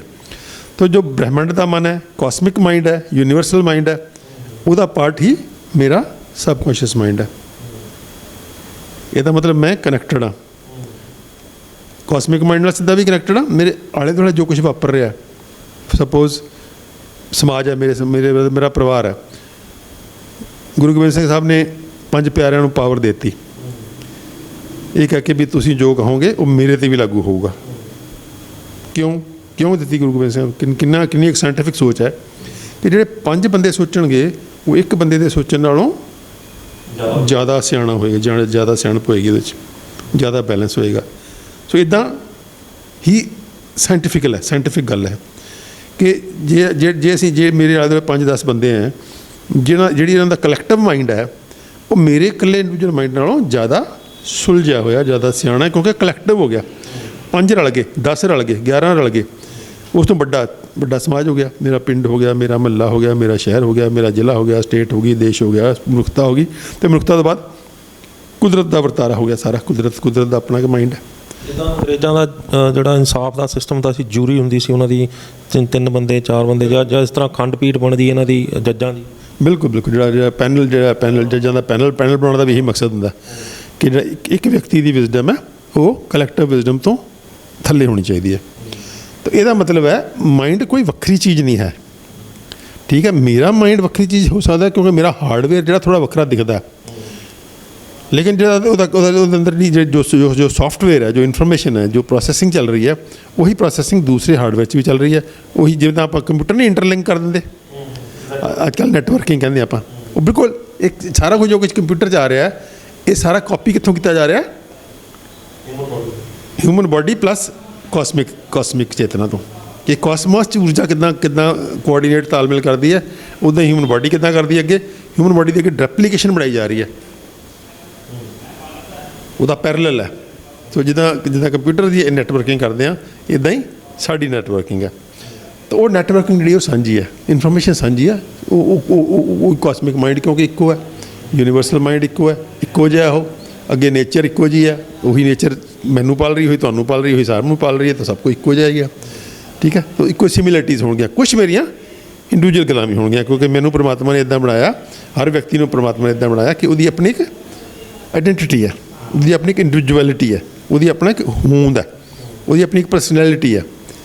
ਅੱਜ ਕੱਲ੍ਹ ਤਾਂ ਜਿਹੜਾ ਵਿਗਿਆਨੀਆਂ ਨੇ ਇੱਥੋਂ ਤੱਕ ਕਹਿ ਦਿੱਤਾ, ਮਨੁੱਖ ਤਾਂ ਬੜੀ ਵੱਡੀ ਚੀਜ਼ ਹੈ ਨਾ, ਵਿਗਿਆਨੀਆਂ ਨੇ ਕਹਿ ਦਿੱਤਾ ਕਿ every atom has its own personality. Atom ਵੀ ਆਪਾਂ ਤਾਂ ਕਹਿੰਦੇ ਐਟਮ ਇੱਕੋ ਜਿਹੇ ਹੁੰਦੇ ਹੈ, ਸਾਇੰਟਿਸਟ ਕਹਿੰਦੇ ਨਾ, every atom has its own personality. So ਕੁਦਰਤ ਐਸੀ ਗ੍ਰੇਟ ਹੈ ਕਿ ਉਹਨੇ ਸਾਂਝਾ ਵੀ ਹੈ, ਵੀਨਸ ਵੀ ਹੈ, ਲੇਕਿਨ ਉਹ ਜਦੋਂ ਇੰਡੀਵਿਜੂਅਲ ਉਹਨੇ ਕ੍ਰੀਏਟ ਕੀਤਾ, ਪਦਾਰਥ ਕ੍ਰੀਏਟ ਕੀਤਾ, ਤਾਂ ਉਹਦੇ ਅੰਦਰ ਗੁਣ ਪਾਤੇ ਕਿ ਉਹਦੇ ਅੰਦਰ ਇੱਕ ਇੰਡੀਵਿਜੂਅਲਿਟੀ ਵੀ ਪਾਤੀ। ਔਰ ਮਨੁੱਖ ਨੂੰ ਜਾਂਦੇ ਉਹਨੇ ਇੱਕ ਐਸਾ ਗੁਣ ਦੇ ਦਿੱਤਾ ਪਰਮਾਤਮਾ ਨੇ ਕਿ ਉਹ ਆਜ਼ਾਦ ਸੋਚ ਰੱਖ ਸਕਦਾ। ਉਹਨੂੰ ਆਜ਼ਾਦੀ ਦਿੱਤੀ, ਜਿਹੜੀ ਆਜ਼ਾਦੀ ਜਾਨਵਰਾਂ 'ਚ ਨਹੀਂ ਹੈ। ਜਿੰਨੇ ਲੋਅਰ ਜਾਨਵਰ ਨੇ ਉਹਨਾਂ 'ਚ ਹੋਰ ਵੀ ਘੱਟ ਹੈ। ਅੱਪਰ ਜਾਨਵਰ ਜਿਵੇਂ ਬਾਂਦਰ ਆਉਂਦੇ ਉਹਦੇ ਤਾਂ ਕਾਫੀ ਸਾਡੇ ਨਾਲ ਮਿਲਦਾ ਜੁਲਦਾ, ਉਹਦੇ ਅੰਦਰ ਕਾਫੀ ਇੰਡੀਵਿਜੂਅਲਿਟੀ ਦੇ ਦਿੱਤੀ, ਉਹ ਐਕਸ਼ਨ ਕਰ ਸਕਦਾ। ਉਹ ਤਾਂ ਜਿਵੇਂ ਉਹ ਜਿਹੜਾ ਸਾਰਾ ਜਿਹੜਾ ਐਵੋਲਿਊਸ਼ਨਰੀ ਵਿਕਾਸ ਹੋਇਆ, ਤਿਵੇਂ ਉਹਨੇ ਪਰਮਾਤਮਾ ਨੇ ਆਜ਼ਾਦੀ ਦਿੱਤੀ ਕਿ ਤੁਸੀਂ ਮਨਮਰਜ਼ੀ ਕਰ ਸਕਦੇ ਹੋ। ਮਨੁੱਖ ਦੇ ਆਉਂਦੇ ਆਜ਼ਾਦੀ ਉਹ ਸੁਪਰੀਮ ਹੋ ਗਈ ਕਿ ਮਨੁੱਖ ਨੂੰ ਆਜ਼ਾਦੀ ਦਿੱਤੀ ਕਿ ਤੂੰ ਕੁਦਰਤ ਨੂੰ ਸਿਰਜ ਵੀ ਸਕਦਾ, ਜੇ ਤੂੰ ਵਿਗੜ ਗਿਆ ਤਾਂ ਤੂੰ ਤਬਾਹ ਵੀ ਕਰ ਸਕਦਾ। ਤੈਨੂੰ ਇਹ ਵੀ ਆਜ਼ਾਦੀ ਹੈ ਕਿ ਉਹ ਆਜ਼ਾਦੀ ਦੇਣ ਲੱਗਾ ਤਾਂ ਫਿਰ ਦੇਣੀ ਪੈਣੀ ਸੀ। ਆਜ਼ਾਦੀ ਦਾ ਮਤਲਬ ਇਹ ਹੁੰਦਾ ਕਿ ਆਜ਼ਾਦੀ ਤੁਸੀਂ ਇਹ ਨਹੀਂ ਕਹਿ ਸਕਦੇ ਵੀ ਤੈਨੂੰ ਤਬਾਹ ਕਰਨ ਦੀ ਆਜ਼ਾਦੀ ਨਹੀਂ ਹੈ, ਤੈਨੂੰ ਸਿਰਫ ਸੰਵਾਰਨ ਦੀ ਆਜ਼ਾਦੀ। ਇੱਦਾਂ ਨਹੀਂ ਹੋ ਸਕਦਾ, ਪੋਸੀਬਲ ਨਹੀਂ ਹੈ ਕਿ ਆਜ਼ਾਦੀ ਦਾ ਮਤਲਬ ਆਜ਼ਾਦੀ ਹੈ। ਆਜ਼ਾਦੀ ਦੇਤੀ, ਲੇਕਿਨ ਉਹਨੂੰ ਨਾਲ ਸੋਝੀ ਦੇਤੀ ਵੀ ਇਹਨੂੰ ਵਿਗਾੜੇਗਾ ਤਾਂ ਉਹ ਤੇਰਾ ਵੀ ਵਿਗੜੇਗਾ ਨਾਲ। ਜੇ ਸੰਵਾਰੇਗਾ ਤਾਂ ਤੇਰਾ ਵੀ ਸੌਰੇਗਾ, ਜਿਹਨੂੰ ਆਪਾਂ ਸਰਬੱਤ ਦਾ ਭਲਾ ਕਿਹਾ। ਹੁਣ ਗੁਰੂ ਸਾਹਿਬਾਨ ਨੇ ਜਿਹੜਾ ਸਰਬੱਤ ਦਾ ਭਲਾ ਕਿਹਾ, ਬੜੀ ਕਮਾਲ ਦੀ ਜਿਹੜੀ ਮਤਲਬ ਅਸੀਂ ਕਹਿੰਦੇ ਸ਼ਾਇਦ ਛੋਟਾ ਜਿਹਾ ਸ਼ਬਦ ਹੈ। ਸਰਬੱਤ ਦਾ ਭਲੇ ਦਾ ਮਤਲਬ ਹੈ ਕਿ ਭਲਾ ਸਿਰਫ ਸਰਬੱਤ ਦਾ ਹੀ ਹੋ ਸਕਦਾ ਹੈ। ਜੇ ਤੁਸੀਂ ਕਿਸੇ ਵੀ ਇੱਕ ਦਾ ਬੁਰਾ ਕਰਨ ਦੀ ਕੋਸ਼ਿਸ਼ ਕਰੋਗੇ ਤਾਂ ਸਰਬੱਤ ਦਾ ਬੁਰਾ ਹੋਏਗਾ। ਉਹਦੇ ਅੰਦਰ ਇੱਕ ਹਿਡਨ ਮੈਸੇਜ ਹੈ ਕਿ ਜੇ ਮੈਂ ਚੀਨ ਨੇ ਚਿੜੀਆਂ ਮਰਵਾਤੀਆਂ ਵੀ ਜੀ ਫਸਲਾਂ ਖਾਂਦੀਆਂ ਨੇ, ਬਾਅਦ 'ਚ ਪਤਾ ਲੱਗਿਆ ਵੀ ਚਿੜੀਆਂ ਮਰਨ ਨਾਲ ਤਾਂ ਸਾਰੇ ਫਸਲਾਂ ਹੀ ਘਟ ਗਈਆਂ, ਝਾੜ ਹੀ ਘਟ ਗਿਆ। ਚਿੜੀਆਂ ਜਿਹੜੀਆਂ ਸੀਗੀਆਂ ਉਹ ਬਿੱਠਾਂ ਕਰਦੀਆਂ ਸੀਗੀਆਂ, ਉਹ ਕੀੜੇ ਖਾਂਦੀਆਂ ਸੀਗੀਆਂ, ਉਹਨੂੰ ਸਮਝ ਆਈ। ਬਾਅਦ 'ਚ ਉਹਨਾਂ ਨੇ ਲੋਕਾਂ ਨੂੰ ਕਿਹਾ ਵੀ ਨਹੀਂ ਚਿੜੀਆਂ ਮਾਰਨੀਆਂ ਬੰਦ ਕਰੋ। ਤੋ ਸਰਬੱਤ ਦਾ ਭਲਾ ਦਾ ਮਤਲਬ ਹੈ ਕਿ ਭਲਾ ਹਮੇਸ਼ਾ ਹੀ ਸਰਬੱਤ ਦਾ ਹੋ ਸਕਦਾ ਹੈ। ਕਦੇ ਵੀ ਕਿਸੇ ਇੱਕ ਵਿਅਕਤੀ ਦਾ, ਉਹਦੇ 'ਚ ਇੱਕ ਕੰਪੋਨੈਂਟ ਦਾ, ਇੱਕ ਹਿੱਸੇ ਦਾ ਅਗਰ ਬੁਰਾ ਕਰੋਗੇ ਤਾਂ ਸਭ ਦਾ ਬੁਰਾ ਹੋਏਗਾ। ਇਸ ਕਰਕੇ ਹਮੇਸ਼ਾ ਹੀ ਸਰਬੱਤ ਦੇ ਭਲੇ ਦੀ ਸੋਚ ਰੱਖੋ। ਸਰਬੱਤ ਦਾ ਭਲਾ ਹੋਊਗਾ ਤਾਂ ਮੇਰਾ ਵੀ ਭਲਾ ਹੋਗਾ, ਮੈਂ ਵੀ ਸਰਬੱਤ ਦਾ ਪਾਰਟ ਹਾਂ ਤਾਂ ਮੇਰਾ ਵੀ ਭਲਾ ਹੋਏਗਾ, ਕੁਦਰਤੀ ਗੱਲ ਹੈ। ਸੋ ਇਹ ਜਿਹੜੀ ਲਿਬਰਟੀ ਦਿੱਤੀ ਕੁਦਰਤ ਨੇ ਮਨੁੱਖ ਨੂੰ, ਉਹ ਇੱਕ ਸਮਝਣ ਵਾਲੀ ਗੱਲ ਹੈ। ਉਹ ਨਰਵਸ ਸਿਸਟਮ ਦੇ ਰਾਹੀਂ ਫਿਰ ਉਹ ਮੈਨੀਫੈਸਟ ਕਰਦੀ ਹੈ। ਅਤੇ ਆਪਾਂ ਇਸ ਕਰਕੇ ਇਸ ਗੱਲ 'ਚ ਵਿਸਤਾਰ ਜਾ ਰਹੇ ਹਾਂ ਕਿ ਅਲਟੀਮੇਟਲੀ ਆਪਾਂ ਨੂੰ ਨਰਵਸ ਸਿਸਟਮ ਦੀ ਬਹੁਤ ਡੂੰਘਾਈ 'ਚ ਜਦੋਂ ਜਾਵਾਂਗੇ, ਸਾਈਕੈਟ੍ਰਿਕ ਡਿਸਆਰਡਰ ਨੂੰ ਡੀਲ ਕਰਾਂਗੇ, ਨਸ਼ਿਆਂ ਨੂੰ ਡੀਲ ਕਰਾਂਗੇ, ਉਹ ਵੀ ਇੱਕ ਨਰਵਸ ਸਿਸਟਮ ਦੇ ਮੁੱਦੇ ਨੇ ਕਿ ਮਨੁੱਖ ਸੋਚਦਾ ਕਿੱਦਾਂ ਮਨੁੱਖ ਦੀ ਸੋਚ ਜਿਹੜੀ ਹੈ ਉਹ ਗਲਤ ਜਾ ਕੇ ਕਿੱਦਾਂ ਤਬਾਹੀ ਕਰਦੀ ਹੈ, ਅਤੇ ਉਹ ਕ੍ਰੀਏਟਿਵ ਹੋ ਕੇ ਕਿੱਦਾਂ ਬਹੁਤ ਹੀ ਸੁੰਦਰਤਾ ਕ੍ਰੀਏਟ ਕਰ ਸਕਦੀ ਹੈ। ਤਾਂ ਦੋ ਐਕਸਟ੍ਰੀਮ ਨੇ। ਜਦੋਂ ਮਨੁੱਖ ਦੀ ਜਿਹੜੀ ਸੋਚ ਹੈ, ਜਿਹੜਾ ਇੱਥੇ ਜਿਹੜਾ ਨਰਵਸ ਸਿਸਟਮ ਹੈ, ਇਹਦੇ ਅੰਦਰ ਜਿਹੜੀ ਸੋਚ ਪਣਪ ਰਹੀ ਹੈ, ਇਹਦੇ ਅੰਦਰ ਜੋ ਸੌਫਟਵੇਅਰ ਹੈ, ਜੇ ਗਲਤ ਹੋ ਜਾਂਦਾ ਹੈ, ਪੁੱਠਾ ਚੱਲਦਾ ਹੈ, ਤਾਂ ਕਿੰਨਾ ਤਬਾਹਕੁਨ ਹੋ ਸਕਦਾ। ਅਤੇ ਜੇ ਉਹ ਸਿੱਧਾ ਚੱਲੇ ਤਾਂ ਕਿੰਨਾ ਸੁੰਦਰਤਾ ਖੜੀ ਕਰ ਸਕਦਾ, ਕਿੰਨਾ ਕੁਛ ਪੋਜ਼ੀਟਿਵ ਕ੍ਰੀਏਟ ਕਰ ਸਕਦਾ। ਤਾਂ ਉਹ ਜਿਹੜੀ ਹੈ ਹੁਣ ਇੱਥੋਂ ਤੱਕ ਆ ਗਿਆ ਕਿ ਅਗਰ ਇੰਡੀਵਿਜੂਅਲ ਮਾਈਂਡ ਪੋਜ਼ੀਟਿਵਿਟੀ ਦੇ ਕਲਾਈਮੈਕਸ 'ਤੇ ਪਹੁੰਚਣਾ ਸਿੱਖ ਲਵੇ ਤਾਂ ਜੋ ਚਾਹੇ ਉਹੀ ਕਰ ਸਕਦਾ ਉਹ, ਕਿਉਂਕਿ ਕਾਸਮੋਸ ਦਾ ਪਾਰਟ ਹੈ। ਕਾਸਮੋਸ ਕੋਲੇ ਕੋਈ ਕਿਸੇ ਕਿਸਮ ਦੀ ਸ਼ਾਰਟੇਜ ਨਹੀਂ ਹੈ, ਕਿਸੇ ਕਿਸਮ ਦੀ ਘਾਟ ਨਹੀਂ ਹੈ। ਕਾਸਮੋਸ ਕੈਨ ਕ੍ਰੀਏਟ ਐਵਰੀਥਿੰਗ। ਤਾਂ ਉਹਨੂੰ ਕਹਿੰਦਾ ਜਿਹੜੇ ਬੰਦੇ ਇਸ ਲੈਵਲ 'ਤੇ ਪਹੁੰਚ ਜਾਂਦੇ ਨੇ ਉਹਨਾਂ ਨੂੰ ਬ੍ਰਹਮ ਗਿਆਨੀ ਕਹਿ ਦਿੰਦੇ। ਬਿਲਕੁਲ ਬ੍ਰਹਮ ਗਿਆਨੀ ਕਹਿੰਦੇ ਆ, ਔਰ ਕਹਿੰਦੇ ਆ ਵੀ ਇਹਦੇ ਮੂੰਹ ਕੁਛ ਨਿਕਲਿਆ ਸ਼ਬਦ ਜਿਹੜਾ ਉਹ ਨਾਲ ਦੀ ਪੂਰਾ ਹੋ ਜਾਂਦਾ। ਬਿਲਕੁਲ ਉਹ ਇਹੀ ਗੱਲ ਹੁੰਦੀ ਹੈ, ਕਿਉਂਕਿ ਪਰ ਉਹ ਕਦੀ ਕੱਢਦੇ ਨਹੀਂ, ਉਹ ਬੁਰੇ ਵਾਸਤੇ ਨਹੀਂ ਕੱਢਦੇ। ਇਸ ਕਰਕੇ ਆਪਾਂ ਨੂੰ ਡਰਨ ਜਿਹੜਾ ਬੰਦਾ ਸਹੀ ਮਾਇਨੇ 'ਚ ਬ੍ਰਹਮ ਗਿਆਨੀ ਹੁੰਦਾ, ਉਹ ਸਰਬੱਤ ਦੇ ਭਲੇ 'ਤੇ ਹੀ ਖੜਾ ਹੁੰਦਾ। ਅਤੇ ਇਸ ਕਰਕੇ ਉਹ ਤੋਂ ਡਰਨ ਦੀ ਲੋੜ ਨਹੀਂ ਹੁੰਦੀ। ਲੇਕਿਨ ਉਹ ਅਗਰ ਕੋਈ ਚੰਗੀ ਗੱਲ ਮੂੰਹ ਕੱਢੇਗਾ ਸਰਬੱਤ ਦੇ ਭਲੇ ਦੀ, ਜਾਂ ਕਿਸੇ ਦੇ ਭਲਾਈ ਦੀ, ਜਾਂ ਕਿਸੇ ਦੁਖਿਆਰੇ ਦੀ ਸੇਵਾ ਕਰਨ ਦੀ, ਜਾਂ ਉਹਦੀ ਹੈਲਪ ਕਰਨ ਦੀ, ਤਾਂ ਪੂਰੀ ਹੋ ਜਾਏਗੀ। ਦੁਰਵਾਸਾ ਮੁਨੀ ਦੀ ਉਦਾਹਰਨ ਵੀ ਦਿੱਤੀ ਜਾ ਸਕਦੀ ਹੈ ਵੀ ਉਹ ਬ੍ਰਹਮ ਗਿਆਨੀ ਸੀਗਾ ਬੰਦਾ, ਅਤੇ ਪਰ ਜੋ ਕੁਝ ਵੀ ਉਹ ਕੱਢ ਦਿੰਦਾ ਸੀ ਦੁਰਵਾਸਾ ਯਾਨੀ ਦੁਰਭਾਸ਼ਾ, ਉਹ ਜੋ ਕੱਢ ਦਿੰਦਾ ਸੀ ਮੂੰਹ 'ਚ ਉਹੀ ਪੂਰਾ ਹੋ ਜਾਂਦਾ। ਹਾਂ, ਪਰ ਆਮ ਤੌਰ 'ਤੇ ਜਿਹੜੀ ਹੁੰਦੀ ਨਾ, ਜਿਹੜੀ ਤੁਸੀਂ ਜਿਹੜੇ ਕੋਈ ਨੁਕਸਾਨ ਕਰਨ ਵਾਲੇ ਜਿੱਦਾਂ ਦੇ ਬੰਦੇ ਹੁੰਦੇ ਆ, ਉਹ ਆਮ ਤੌਰ 'ਤੇ ਸਟੇਜ 'ਤੇ ਪਹੁੰਚ ਨਹੀਂ ਸਕਦੇ। ਸੋ ਇਸ ਕਰਕੇ ਸਟੇਜ 'ਤੇ ਸਿਰਫ ਉਹੀ ਬੰਦਾ ਪਹੁੰਚੇਗਾ ਜਿਹੜਾ ਸਰਬੱਤ ਦੇ ਭਲੇ ਵਾਲਾ, ਜਾਂ ਜਿਹੜਾ ਵਾਕਿਆ ਹੀ ਡਿਜ਼ਰਵ ਕਰਦਾ ਉਹ, ਕਿਉਂਕਿ ਅਦਰਵਾਈਜ਼ ਉਹ ਭਟਕ ਜਾਏਗਾ। ਫਿਰ ਉਹ ਭਟਕ ਜਾਏਗਾ ਅਤੇ ਕਿਤੇ ਨਾ ਕਿਤੇ ਉਹ ਥੱਲੇ ਰਹਿ ਜਾਏਗਾ। ਚਲੋ ਉਹਦੇ 'ਚ ਆਪਾਂ ਨਹੀਂ ਉਲਝਦੇ। ਆਪਾਂ ਜਿਹੜੀ ਨਰਵਸ ਸਿਸਟਮ ਦੀ ਗੱਲ ਕਰ ਰਹੇ ਸੀ, ਆਪਾਂ ਇਸ ਕਰਕੇ ਇਹਦੇ 'ਚ ਕਰ ਰਹੇ ਹਾਂ ਕਿ ਇਹ ਅਲਟੀਮੇਟਲੀ ਇੱਥੋਂ ਤੱਕ ਵੀ ਆਪਾਂ ਨੂੰ ਜਾਣਾ ਕਿ ਆਪਾਂ ਕਿਵੇਂ ਜਿਹੜਾ ਸਾਡਾ ਮਾਈਂਡ ਹੈ ਉਹ ਕਾਸਮਿਕ ਮਾਈਂਡ ਦਾ ਪਾਰਟ ਹੈ, ਔਰ ਯੂਨੀਵਰਸਲ ਮਾਈਂਡ ਦਾ ਪਾਰਟ ਹੈ। ਯੂਨੀਵਰਸ ਦਾ ਛੋਟਾ ਹਿੱਸਾ ਕੁਦਰਤ ਹੈ, ਕੁਦਰਤ ਦਾ ਛੋਟਾ ਹਿੱਸਾ ਸਮਾਜ ਹੈ, ਸਮਾਜ ਦਾ ਛੋਟਾ ਹਿੱਸਾ ਪਰਿਵਾਰ ਹੈ, ਤਾਂ ਫਿਰ ਮੈਂ ਹਾਂ। ਸੋ ਮੈਂ ਜਿਹੜਾ ਹੈ ਇੱਕ ਵੀ ਨਾਲ ਜੁੜਿਆ ਹੋਇਆ, ਮੈਂ ਜਿਹੜਾ ਵੀ ਨਾਲ ਜੁੜਿਆ ਹੋਇਆ, ਉਹ ਵੀ ਛੋਟੀ ਉੱਥੇ ਸ਼ੁਰੂ ਹੋ ਜਾਂਦੀ ਜਿੱਥੇ ਇੱਕ 'ਤੇ ਦੋ ਹੋ ਜਾਂਦੇ ਆ। ਆਪਾਂ ਦੋ ਜਣੇ ਬੈਠੇ ਹਾਂ, ਅਸੀਂ ਵੀ ਹਾਂ, ਅਤੇ ਜਦੋਂ ਇੱਕ 'ਤੇ ਦੋ ਹੋ ਗਏ ਤਾਂ ਵੀ ਹੋ ਗਏ। ਜਦੋਂ ਮੈਂ ਇਕੱਲਾ ਆਪਣੇ ਬਾਰੇ ਸੋਚੀ ਜਾਊਂਗਾ ਤਾਂ ਮੈਂ ਆਈ ਹਾਂ। ਤਾਂ ਆਈ ਜਿਹੜਾ ਹੈ ਉਹ ਵੀ ਦੇ ਅੰਡਰ ਹੈ। ਮੇਰੀ ਆਈ ਵੀ ਦਾ ਪਾਰਟ ਹੈ।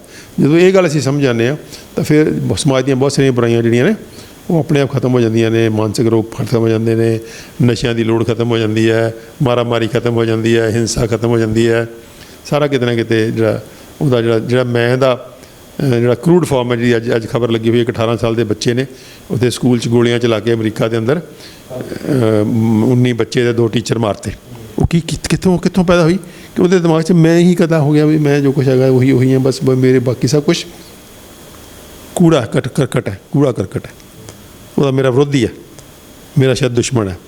ਤਾਂ ਇਹ ਕਿਤੇ ਨਾ ਕਿਤੇ ਅਬਰੀਜਨ ਕਿੱਥੇ ਹੋਈ? ਇੱਥੇ ਹੋਈ। ਤੁਸੀਂ ਦੇਖੋ ਅਸੀਂ ਕਿੱਥੇ ਪਹੁੰਚ ਚੁੱਕੇ ਹਾਂ ਅਸੀਂ ਕਿ 18 ਸਾਲ ਦਾ ਬੱਚਾ ਜਿਹੜਾ ਹੈ ਉਹ ਇਸ ਮੈਂ ਦਾ ਸ਼ਿਕਾਰ ਹੋ ਕੇ ਕਿੰਨੀ ਤਬਾਹੀ ਕਰ ਰਿਹਾ। ਔਰ ਇੱਥੋਂ ਤੱਕ ਕਿ ਮਤਲਬ ਉਹ ਨਿੱਕੇ ਜਾਨਾਂ ਵਿਚਾਰੇ, ਉਹ ਪ੍ਰਾਇਮਰੀ ਸਕੂਲ ਦੇ ਬੱਚੇ ਕੀ ਵਿਚਾਰੇ ਨੇ ਉਹਨਾਂ ਨੇ ਵਿਗਾੜਿਆ ਕਿਸੇ ਦਾ। ਤਾਂ ਸਾਰਾ ਮੁਲਕ ਜਿਹੜਾ ਉਹ ਇੱਕ ਸ਼ੌਕ ਹੋ ਗਿਆ। ਉਹਨੇ ਮਤਲਬ ਨੈਸ਼ਨਲ ਸ਼ੌਕ ਦੀ ਜਿਹੜੀ ਹੈ ਜਿਹਨੂੰ ਡਿਕਲੇਅਰ ਕੀਤਾ ਅਮਰੀਕਾ ਨੇ, ਝੰਡੇ ਝੁਕਾਤੇ।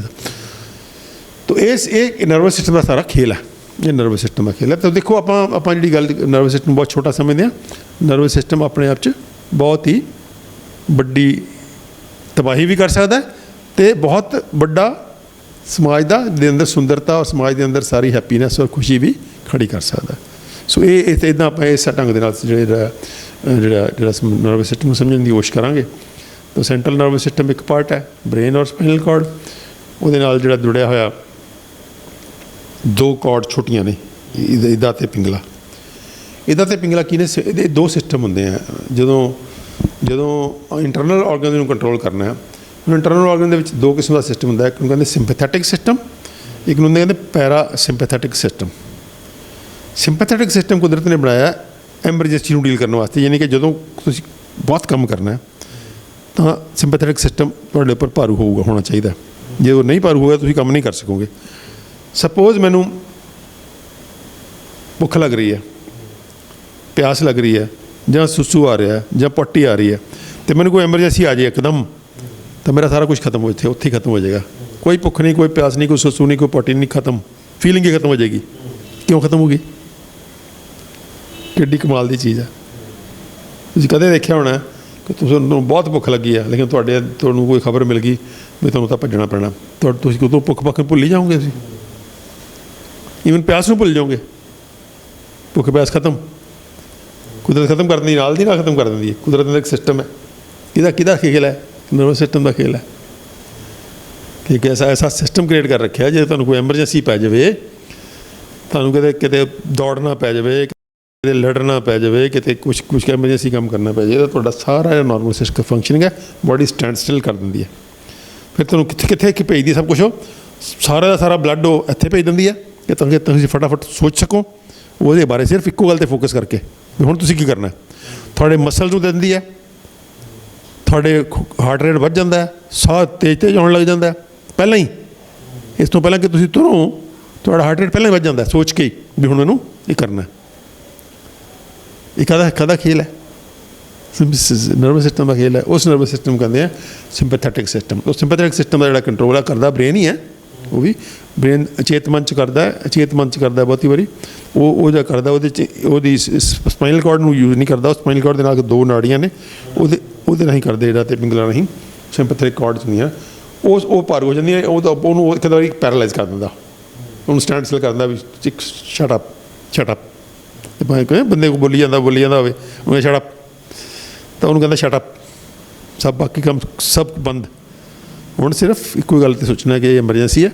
ਐਮਰਜੈਂਸੀ ਕਦੋਂ ਹੁੰਦੀ ਹੈ? ਜਦੋਂ ਤੁਹਾਡੀ ਸਰਵਾਈਵਲ ਦਾ ਮਸਲਾ ਆਉਂਦਾ, ਜਿੱਥੇ ਤੁਹਾਨੂੰ ਕੋਈ ਮਸਲਾ, ਤੁਹਾਨੂੰ ਲੱਗਦਾ ਕਿ ਮੈਨੂੰ ਖਤਰਾ ਪੈ ਗਿਆ, ਮੈਂ ਮਰ ਸਕਦਾ ਜਾਂ ਮੈਂ ਇੰਜਰ ਹੋ ਸਕਦਾ ਜਾਂ ਮੇਰੀ ਬਾਇਓਲੋਜੀਕਲ ਐਗਜ਼ਿਸਟੈਂਸ ਖਤਰੇ 'ਚ ਹੈ, ਉਦੋਂ ਤੁਹਾਨੂੰ ਇਹ ਹੁੰਦਾ। ਜਦੋਂ ਦੇਸ਼ 'ਤੇ ਹਮਲਾ ਹੁੰਦਾ ਕਿਸੇ ਪਾਸੋਂ, ਤਾਂ ਬਾਕੀ ਦੇ ਸਾਰੇ ਕੰਮ ਰੋਕ ਕੇ ਸਿਰਫ ਜਿਹੜੀ ਆ ਉਹ ਐਮਰਜੈਂਸੀ ਅਲਰਟ ਕਰ ਦਿੱਤੀ ਜਾਂਦੀ ਹੈ ਕਿ ਦੇਸ਼ ਦੀ ਰੱਖਿਆ ਪਹਿਲਾਂ ਕਰੋ। ਬਿਲਕੁਲ, ਮੈਨੂੰ ਯਾਦ ਹੈ ਮੈਂ ਛੋਟਾ ਜਿਹਾ ਸੀਗਾ, 7ਵੀਂ 8ਵੀਂ ਸੀਗਾ, ਮੈਨੂੰ ਬਹੁਤ ਥੋੜ੍ਹਾ ਤੈਰਨਾ ਆਉਂਦਾ ਸੀ, ਮੈਂ ਮਾੜਾ ਮੋਟਾ, ਅਤੇ ਮੈਨੂੰ ਕਿਸੇ ਬੰਦੇ ਨੇ ਮੇਰੇ ਨਾਲ ਵਾਲਿਆਂ ਨੇ ਲੜ ਪਏ ਮੇਰੇ ਨਾਲ। 2-4 ਦਿਨ 5 ਦਿਨ ਪਹਿਲਾਂ ਲੜੇ ਸੀਗੇ, ਮੈਂ ਤਾਂ ਭੁੱਲ ਭੁਲਾ ਗਿਆ।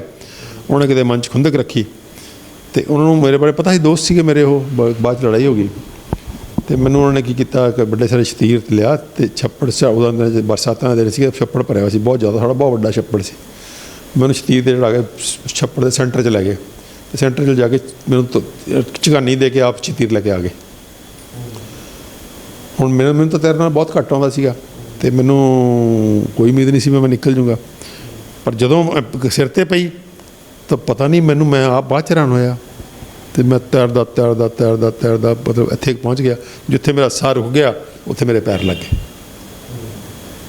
ਅਤੇ ਮੈਂ ਬਾਅਦ 'ਚ ਆਪ ਹੈਰਾਨ ਵੀ ਮੈਂ ਇੰਨਾ ਕਿਵੇਂ ਤੈਰ ਗਿਆ। ਉਹ ਫਿਰ ਮੈਂ ਬਾਅਦ ਜਦੋਂ ਨਿਕਲ ਕੇ ਦੇਖਿਆ, ਉਹ ਕਿੱਥੋਂ ਲੈ ਕੇ ਕਿੱਥੋਂ ਤੱਕ ਮੈਂ ਆ ਗਿਆ, ਅਤੇ ਮੈਂ ਤਾਂ ਕਦੇ ਸੋਚਿਆ ਵੀ ਨਹੀਂ ਸੀ ਮੈਂ ਇੰਨਾ ਤੈਰ ਲੂੰਗਾ। ਮੈਂ ਨਾ ਕਦੇ ਤੈਰਿਆ ਵੀ ਨਹੀਂ ਸੀ ਕਦੀ ਇੰਨਾ। ਤਾਂ ਕੀ ਹੁੰਦਾ ਕਿ ਕੁਦਰਤ ਤੁਹਾਨੂੰ ਉਹ ਸਿਸਟਮ ਦਿੰਦੀ ਹੈ ਜਿੱਥੇ ਤੁਸੀਂ ਫਿਰ ਸਭ ਕੁਛ ਤੱਕ ਸ਼ਕਤੀ ਵੀ ਦਿੰਦੀ ਹੈ, ਸੋਚ ਵੀ ਦਿੰਦੀ ਹੈ, ਬੰਦੇ ਨੂੰ ਕਹਿੰਦੇ ਹੌਸਲਾ ਵੀ ਦਿੰਦੀ ਹੈ। ਕੁਦਰਤ ਕਹਿੰਦੀ ਵੀ ਬਸ, ਜਿਵੇਂ ਕਹਿੰਦਾ ਬਾਬਾ, ਉਹ ਗੇਮ ਨਹੀਂ ਖੇਡਦੇ ਜਦੋਂ ਬਾਹਰ ਨਿੰਦਰ ਬਾਗਅਪ ਕਰੀ ਜਾਂਦੇ ਆ, ਉੱਦਾਂ ਉਹ ਬਾਗਅਪ ਕਰਦੀ ਅੰਦਰੋਂ ਵੀ ਚੱਲ ਕੋਈ ਨਹੀਂ, ਕੋਈ ਗੱਲ ਨਹੀਂ, ਚੱਲ ਚੱਲੀ ਚੱਲ। ਤਾਂ ਇਹ ਸਾਰਾ ਸਿਸਟਮ ਜਿਹੜਾ ਹੁੰਦਾ ਸਿੰਪੈਥੈਟਿਕ ਸਿਸਟਮ ਹੁੰਦਾ। ਜਿਹੜਾ ਪੈਰਾਸਿੰਪੈਥੈਟਿਕ ਸਿਸਟਮ ਹੁੰਦਾ, ਪੈਰਾਸਿੰਪੈਥੈਟਿਕ ਸਿਸਟਮ ਦਾ ਮਤਲਬ ਹੁੰਦਾ ਸ਼ਾਂਤ, ਰੈਸਟਫੁਲਨੈਸ ਕਿ ਰੂਟੀਨ 'ਚ ਜਿਹੜੇ ਕੰਮ ਆਮ ਹੋਣੇ ਆ, ਜਿਵੇਂ ਮੰਨ ਲਓ ਕੁਝ ਕੰਮ ਤਾਂ ਆਮ ਹੋਣੇ ਹੀ ਨਾ, ਤੁਸੀਂ ਰੈਸਟ ਕਰ ਰਹੇ ਹੋ, ਤੁਹਾਡਾ ਡਾਈਜੈਸਟਿਵ ਸਿਸਟਮ ਕੰਮ ਕਰ ਰਿਹਾ ਹੈ, ਖਾਣਾ ਪਚ ਰਿਹਾ ਹੈ, ਉਹ ਖੂਨ 'ਚ ਜਾ ਰਹੇ ਨੇ ਤਾਂ ਖੁਰਾਕੀ ਤੱਤ ਖੂਨ 'ਚ ਜਾ ਰਹੇ ਹੈ, ਤੁਹਾਡਾ ਹਾਰਟ ਚੱਲ ਰਿਹਾ, ਤੁਹਾਡਾ ਖੂਨ ਚੱਲ ਰਿਹਾ, ਤੁਹਾਡਾ ਸਭ ਕੁਝ ਚੱਲ ਰਿਹਾ। ਜੇ ਤੁਹਾਨੂੰ ਸੁੱਤੇ ਪਏ ਕੋਈ ਕੀੜਾ ਪਕੌੜਾ ਲੜ ਜਾਏ ਤਾਂ ਤੁਹਾਨੂੰ ਜਾਗ ਵੀ ਆ ਜਾਂਦੀ ਹੈ। ਤਾਂ ਇਹ ਸਾਰਾ ਕੰਮ ਜੇ ਉਹ ਹੁੰਦੇ ਆ, ਉਹ ਕੰਮ ਹੁੰਦੇ ਰੂਟੀਨ ਵਾਲੇ, ਉਹ ਪੈਰਾਸਿੰਪੈਥੈਟਿਕ ਸਿਸਟਮ ਜਿਹੜੇ ਨੇ ਉਹਦੇ ਰਾਹੀਂ ਜਿਹੜੇ ਨੇ ਕੰਟਰੋਲ ਹੁੰਦੇ ਰਹਿੰਦੇ। ਪੈਰਾਸਿੰਪੈਥੈਟਿਕ ਜਿਹੜਾ ਉਹਨੂੰ ਮੈਸੇਜ ਦਿੰਦਾ ਰਹਿੰਦਾ ਕਿ ਕੋਈ ਗੱਲ ਨਹੀਂ, ਤੂੰ ਆਪਣਾ ਸ਼ਾਂਤ ਰਹਿ, ਕੰਮ ਤੇਰੇ ਚੱਲ ਰਹੇ ਆ। ਤਾਂ ਉਹ ਜਿਹੜਾ ਹੁੰਦਾ ਉਹ ਪੈਰਾਸਿੰਪੈਥੈਟਿਕ ਸਿਸਟਮ ਰਾਹੀਂ ਹੁੰਦਾ। ਪੈਰਾਸਿੰਪੈਥੈਟਿਕ ਸਿਸਟਮ ਦੇ ਇੰਟਰਨਲ ਆਰਗਨਸ ਨੇ, ਉਹਦੇ ਲਈ ਇੱਕ ਬਹੁਤ ਪਿਆਰੀ ਨਰਵ ਹੈ ਵੇਗਸ ਨਰਵ।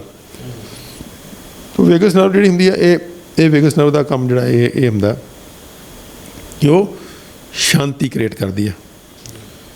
ਅਗਰ ਵੇਗਸ ਨਰਵ ਭਾਰੂ ਰਹੇ ਤਾਂ ਸਾਰੇ ਕੰਮ ਤੁਹਾਡੇ ਸ਼ਾਂਤਮਈ ਢੰਗ ਨਾਲ ਆਰਾਮ ਨਾਲ ਹੁੰਦੇ ਰਹਿੰਦੇ ਆ, ਰਿਲੈਕਸਡ ਢੰਗ ਨਾਲ।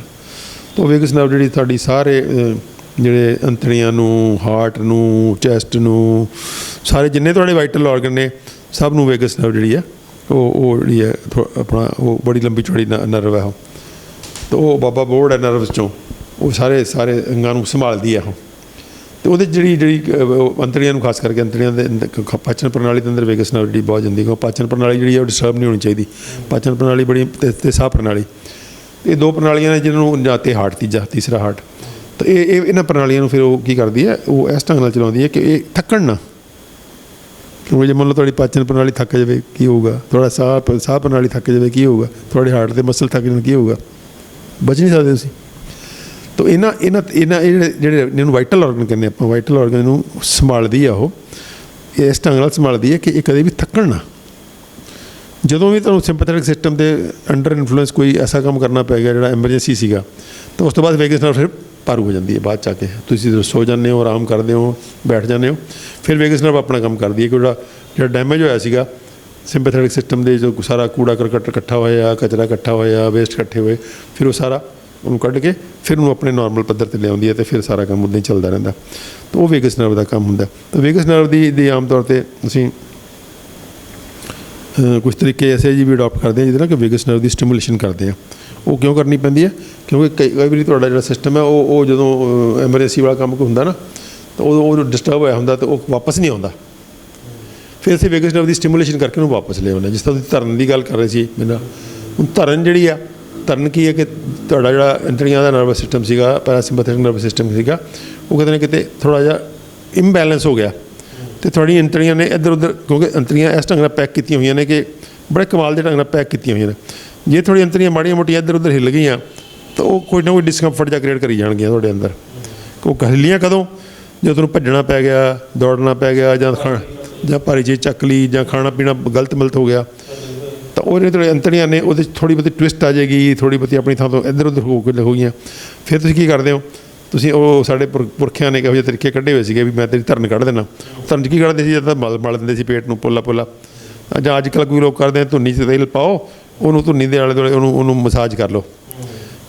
ਧੁੰਨੀ ਕਿਹੋ ਜਿਹੀ ਚੀਜ਼ ਹੈ ਜਿਹੜੀ ਕਿ ਕੇਂਦਰ ਹੈ ਤੁਹਾਡੀ ਸਰਵਾਈਵਲ ਦਾ, ਕਿਉਂਕਿ ਇਹ ਮਾਂ ਨਾਲ ਜੁੜੀ ਹੋਈ ਸੀ। ਤਾਂ ਧੁੰਨੀ 'ਚ ਕਾਫੀ ਜਿਹੜਾ ਕੁਦਰਤ ਨੇ ਚੇਤਨਾ ਕੇਂਦਰਿਤ ਕੀਤੀ ਹੋਈ ਹੈ, ਕੰਟਰੋਲ ਜਿਹੜਾ। ਤਾਂ ਧੁੰਨੀ ਦੇ ਵਿੱਚ ਤੁਸੀਂ ਤੇਲ ਪਾਓਗੇ ਜਾਂ ਧੁੰਨੀ ਦੀ ਮਸਾਜ ਕਰੋਗੇ ਹੌਲੀ ਹੌਲੀ ਪੋਲੀ, ਤਾਂ ਉਹ ਮੈਸੇਜ ਚਲਾ ਜਾਂਦਾ ਵੀ ਸ਼ਾਂਤ ਹੋ ਜਾਓ, ਵੀ ਠੀਕ ਠਾਕ ਹੋ ਜਾਓ। ਤਾਂ ਫਿਰ ਉਹਦੇ ਨਾਲ ਕੀ ਹੁੰਦੀ ਹੈ, ਉਹ ਧਰਨ ਨਿਕਲ ਜਾਂਦੀ ਹੈ। ਜਾਂ ਜਿਹੜੇ ਕੁਛ ਇੱਕ ਨਰਵਸ ਸਿਸਟਮ ਜਿਹੜਾ ਇੱਕ ਨਰਵਸ ਸਿਸਟਮ ਐਨਾਟੋਮੀਕਲ ਹੈ, ਜਿਹਨੂੰ ਕਿ ਮਾਡਰਨ ਮੈਡੀਕਲ ਸਿਸਟਮ ਕਹਿੰਦਾ। ਦੂਸਰਾ ਨਰਵਸ ਸਿਸਟਮ ਇੱਕ ਕਮਾਲ ਦਾ ਹੋਰ ਹੈ, ਜਿਹਨੂੰ ਅਸੀਂ ਐਨਰਜੀ ਚੈਨਲਸ ਕਹਿੰਦੇ ਹਾਂ। ਚਾਈਨਾ ਵੈਸੇ ਤਾਂ ਐਕੂਪੰਕਚਰ ਜਿਹੜਾ ਜਾਂ ਐਕੂਪ੍ਰੈਸ਼ਰ ਜਿਹੜਾ ਉਹ ਸਾਡੀ ਆਪਣੀ ਸਾਇੰਸ ਵੀ ਆਯੁਰਵੇਦ ਵਿੱਚ ਉਹਦਾ ਰੈਫਰੈਂਸ ਹੈਗਾ, ਕਿਉਂਕਿ ਸਾਡੇ ਵੀ ਜਿਹੜਾ ਪੇਟ ਦਰਦ ਠੀਕ ਕਰਨ ਲਈ ਪਿੰਜਣੀਆਂ ਮਲਦੇ ਹੁੰਦੇ ਸੀ। ਜੇ ਕਿਤੇ ਤੁਹਾਡੇ ਧਰਨ ਵੀ ਪੈਂਦੀ ਸੀ ਤਾਂ ਵੀ ਪਿੰਜਣੀਆਂ ਦੀ ਮਾਲਿਸ਼ ਕਰਦੇ ਸੀ। ਜੇ ਪੇਟ ਦੁਖਦਾ ਸੀ ਤਾਂ ਪਿੰਜਣੀਆਂ ਮਲਦੇ ਸੀ। ਇਹਦਾ ਮਤਲਬ ਸਾਡੇ ਪੁਰਖਿਆਂ ਨੂੰ ਪਤਾ ਸੀ ਕਿ ਪਿੰਜਣੀਆਂ ਮਲ ਕੇ ਪੇਟ ਦਰਦ ਠੀਕ ਹੋ ਜਾਂਦਾ। ਅਤੇ ਬਾਅਦ 'ਚ ਪਤਾ ਲੱਗਿਆ ਪਿੰਜਣੀਆਂ ਤਾਂ ਪੇਟ ਦਾ ਐਕੂਪੰਕਚਰ ਪੁਆਇੰਟ ਨੇ। ਤਾਂ ਉਹ ਜਿਹੜੇ ਚਾਈਨਾ ਵਾਲੇ ਜਿਹੜੇ ਸੀਨੇ ਨੇ ਉਹਨਾਂ ਨੇ ਉਹ ਕਹਿੰਦੇ ਐਨਰਜੀ ਚੈਨਲਸ ਨੇ। ਐਨਰਜੀ ਚੈਨਲ ਦੇ ਅੰਦਰ ਕਿੰਨੇ ਹਜ਼ਾਰ ਪੁਆਇੰਟਸ ਨੇ, ਉਹਦੇ 'ਚ ਕੁਛ ਮੇਜਰ ਪੁਆਇੰਟ ਨੇ, ਕੁਛ ਮਾਈਨਰ ਪੁਆਇੰਟ ਨੇ।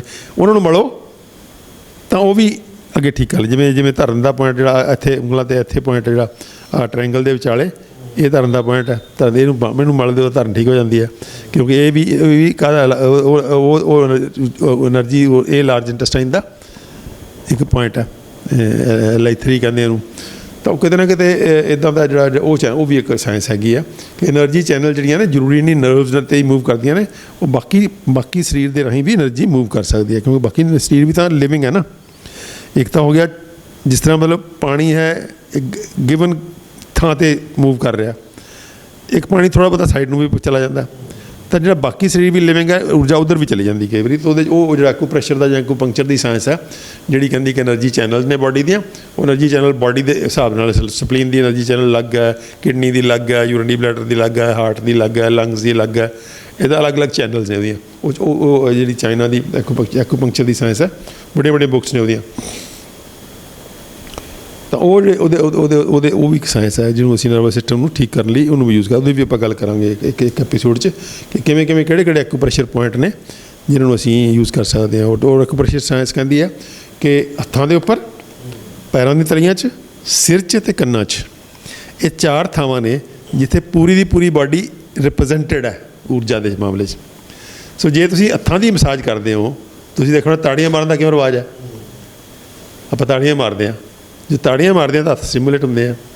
ਫਿਰ ਸਾਡੇ ਪੁਰਖੇ ਨੰਗੇ ਪੈਰ ਤੁਰਦੇ ਸੀ, ਪੈਰ ਸਟਿਮੂਲੇਟ ਹੁੰਦੇ ਸੀਗੇ। ਫਿਰ ਅਸੀਂ ਕਹਿੰਦੇ ਸਿਰ ਦੀ ਮਸਾਜ ਕਰੋ। ਸਾਡੀ ਦੇਖੋ ਆਯੁਰਵੇਦ ਦੇ ਅੰਦਰ ਚੰਪੀ ਜਿਹੜੀ ਹੈ ਕਿੰਨੀ ਉਹ ਮਤਲਬ ਪਾਪੂਲਰ ਰਹੀ ਹੈ ਕਿ ਚੰਪੀ ਕਰਾ ਲਓ, ਸਿਰ ਦੀ ਮਸਾਜ ਕਰਾ ਲਓ। ਕੰਨਾਂ ਦੀ ਮਸਾਜ ਕਰਨ ਦਾ ਵੀ ਰਿਵਾਜ ਹੈਗਾ, ਵੀ ਕੰਨ ਚੰਗੀ ਤਰ੍ਹਾਂ ਮਲ ਲਓ, ਜਾਂ ਜਿਵੇਂ ਆਪਾਂ ਕਹਿੰਦੇ ਤੇਰੇ ਕੰਨ ਪੁੱਟਾਂ, ਤੇਰੇ ਕੰਨ ਮਰੋੜਾ। ਹਾਂ, ਉਹ ਮਤਲਬ ਜਿਹੜਾ ਜਿਸ ਬੱਚਾ ਨਹੀਂ ਕੁਛ ਸੁਣਾਉਂਦਾ ਸੀ ਤਾਂ ਮਾਸਟਰ ਕੰਨ ਫੜ ਲੈਂਦਾ ਸੀਗਾ ਅਤੇ ਨਾਲ ਦੀ ਨਾਲ ਬੱਚੇ ਨੂੰ ਯਾਦ ਆ ਜਾਂਦਾ ਸੀ। ਤਾਂ ਉਹ ਜਿਹੜਾ ਸੀਗਾ ਇਹ ਕੰਨਾਂ 'ਚ ਵੀ ਪੂਰੀ ਬਾਡੀ ਰਿਪਰੈਜ਼ੈਂਟਡ ਹੈ। ਤਾਂ ਇਹ ਜਿਹੜਾ ਨਰਵਸ ਸਿਸਟਮ ਦੀ ਊਰਜਾ ਦਾ ਅਤੇ ਜਿਹੜੀ ਸਾਡੇ ਅੰਦਰ ਊਰਜਾ ਉਹਦਾ ਬੜਾ ਪਿਆਰਾ ਖੇਲ ਹੈ ਜਿਹਨੂੰ ਆਪਾਂ ਸਮਝਣ ਦੀ ਕੋਸ਼ਿਸ਼ ਕਰ ਰਹੇ ਹਾਂ।